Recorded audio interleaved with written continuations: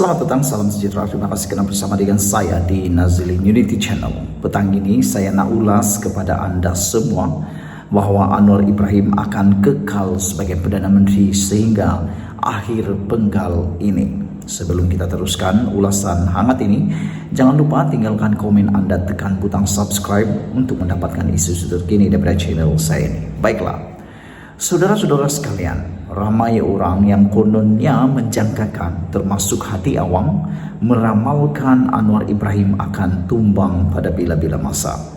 Namun demikian, sebagai penganalisis politik bebas, saya menjangkakan perkara itu tidak akan berlaku.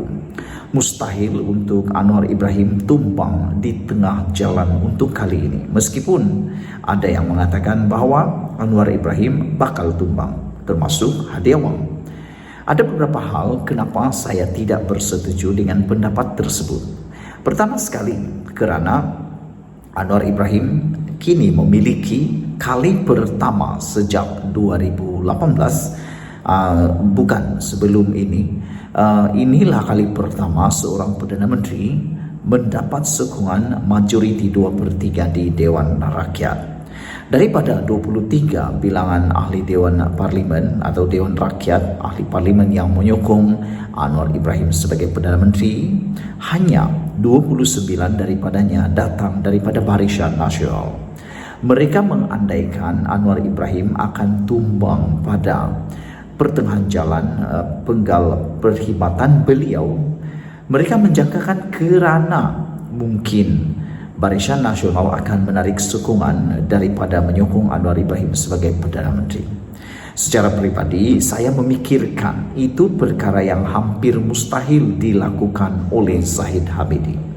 Kerana saya mengambil contoh yang telah berlaku di Sabah.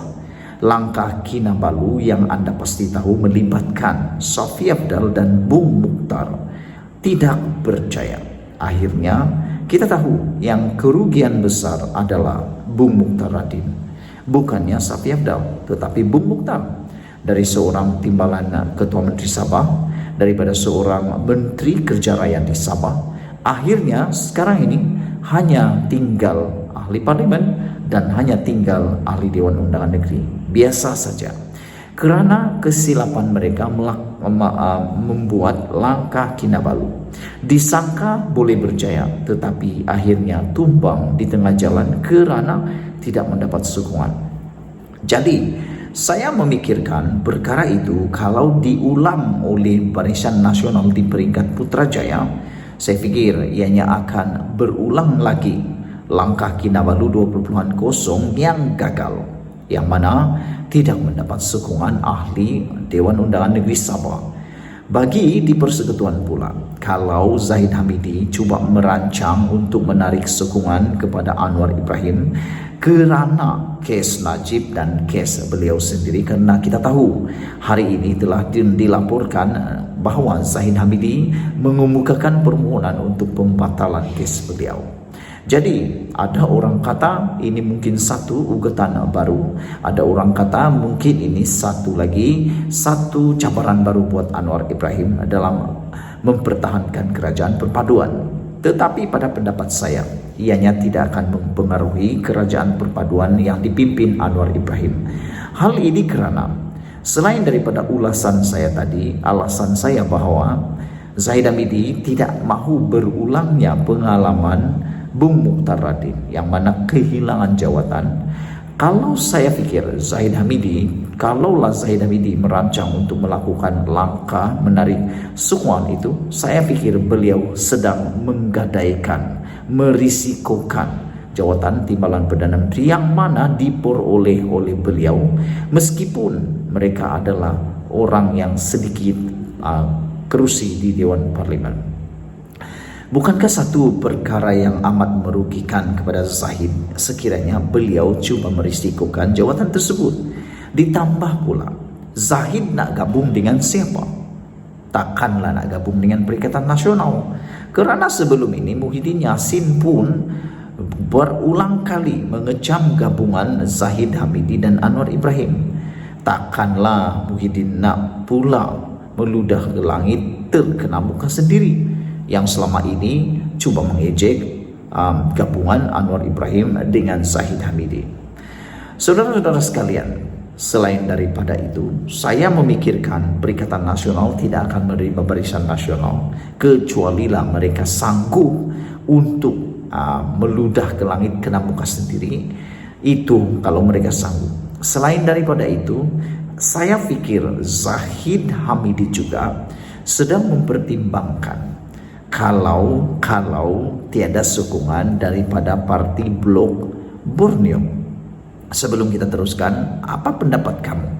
Adakah Blok Borneo akan menyokong Zahid Hamidi sekiranya beliau menarik sokongan daripada kepimpinan Anwar Ibrahim?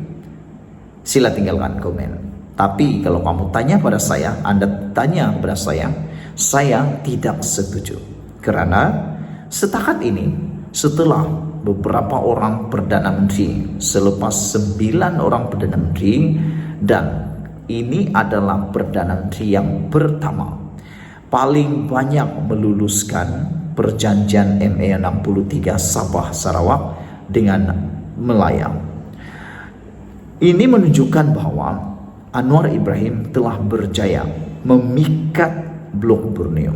Amat mustahil dan amat susah kita terima kalau tiba-tiba GPS dan GRS berpaling tada.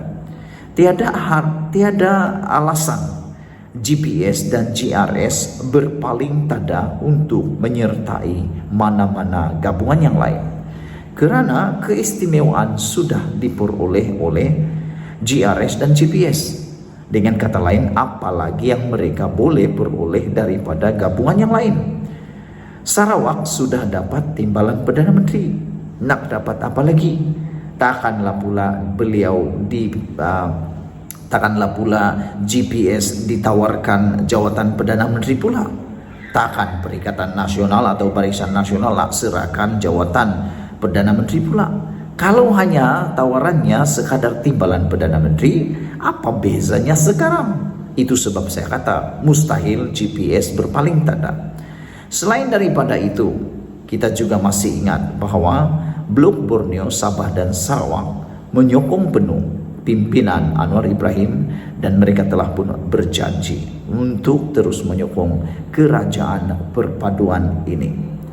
Saudara-saudara sekalian, di samping itu, apa yang menariknya ialah kedua-dua gabungan Blok GRS dan GPS ini sudah pun ada persefahaman yang amat erat dengan Anwar Ibrahim.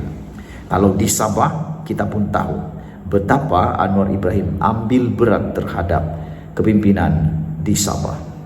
Itulah pendapat saya, Anwar Ibrahim akan terus memimpin negara ini sehingga selesai penggal. Tidak mungkin akan tumbang di tengah jalan. Apapun alasan Anda, yang pastinya itu hanya tinggal hayalan dan impian semata-mata. Tunggulah nanti pilihan raya, barulah Anda tumbangkan. Jangan coba-coba lagi membuat langkah-langkah Sheraton, langkah Sheraton, langkah Kinabalu, langkah entah apa langkah lagi. Sekian dulu Malaysia kita punya. Kita juga sama-sama cintai Malaysiaku. Bye-bye.